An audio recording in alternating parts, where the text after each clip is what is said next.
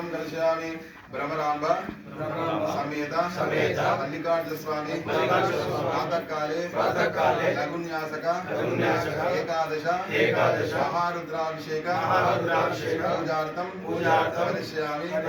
मम अंदर కూడా గోత్రం అనుకోవాలి। మీ పేరు, మీ భార్య పేరు, కుటుంబ సభ్యుల మనసులో సంకల్పం చేసుకోవాలి।